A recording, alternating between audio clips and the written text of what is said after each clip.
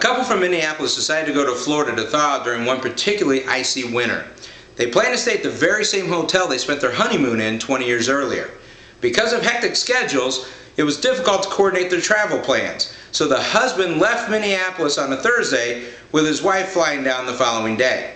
The husband checked into his hotel and there was a computer in his room, so he decided to send an email to his wife. However, he left out one letter in her email address, and without realizing the error, he sent the email. Meanwhile, somewhere in Houston, a widow had just returned home from her husband's funeral. He was a minister of many years and was called home to glory following a sudden heart attack.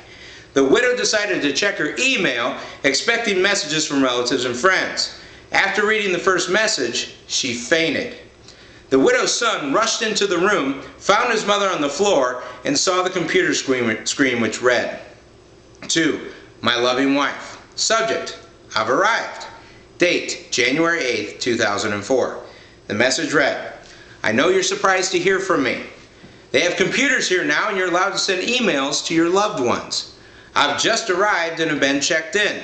I see that everything has been prepared for your arrival tomorrow. Looking forward to seeing you then. Hope your journey is as uneventful as mine was. P.S. Sure is hot down here." Yes, that is a funny story, but it also has an important message in it, and that message is effective communication. You've got to have effective communication because one little mistake can totally turn around a situation. In our industry, the financial and insurance industry, I feel we've made a big mistake in communication when it comes to long-term care. Agents have been hanging their hats for a long time on the fact that if 50% of the people in this room will have a long-term care situation sometime in their life, then that is a huge need and everybody needs to buy the insurance. Well, that's not a good reason to sell long-term care insurance. It does point out the need, but they're actually doing a little wrong. The truth is, 100% of you in this room will need long-term care.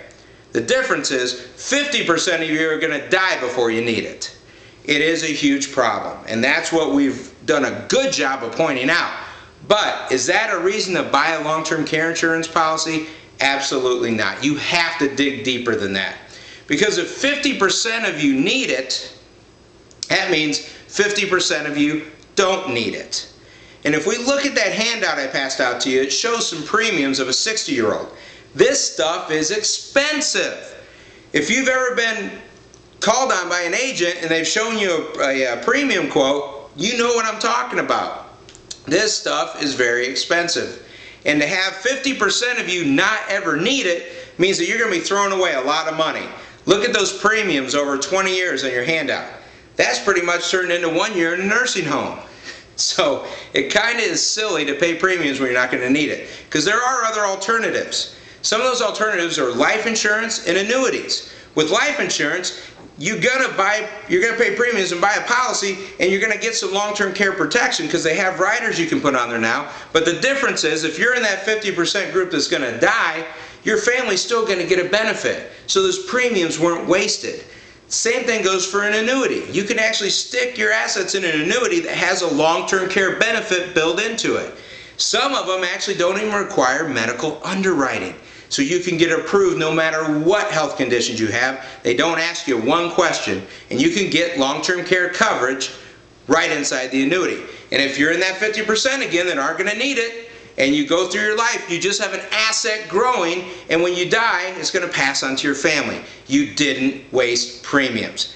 Now, how an agent sells you is he'll come in and he'll show you that big premium, and if you can't afford it, he's going to start backing it down. He's going to start taking benefits away and lowering that premium down until you get to a point where you say, yes, I'll buy. I can afford that. That's not the right way to do it. He's not protecting you correctly. He's just trying to make a sale. The way to do it is to know your situation. Everyone's different. Everybody has different assets, different types of assets, different amounts of children, number of kids, different incomes. Everybody's different. So to lump you all in that 50% category and say buy a policy is crazy. What you need to do is find out how a Medicaid spend down is going to affect you. Understand the rules because they apply to everybody. And it all boils down to one question. If I go into a nursing home today, what happens to my wife financially? Or if my wife goes into a nursing home today, what happens to me financially? If you can't answer that question beyond a shadow of a doubt, you need to see our representative. You need to come and see me.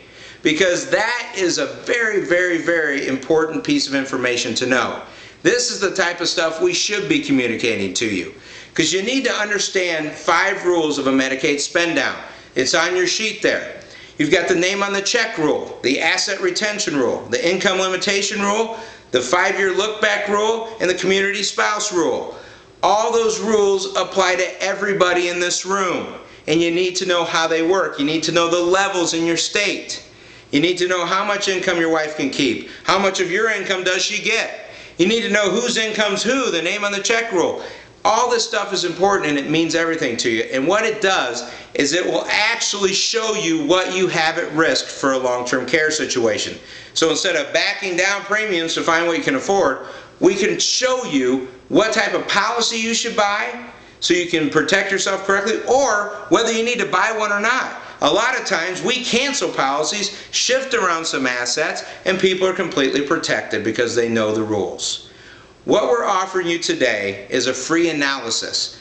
If you turn your sheet over and fill out your information, hold it up, we'll have people come around and pick it up, fill that out, and what we'll do is we'll give you a call and set up a time to come and fill out one form, one piece of paper that gives us the information we need to run the analysis. And you get that for free. We don't charge you anything for that. That's a service that we provide to unions all over the country.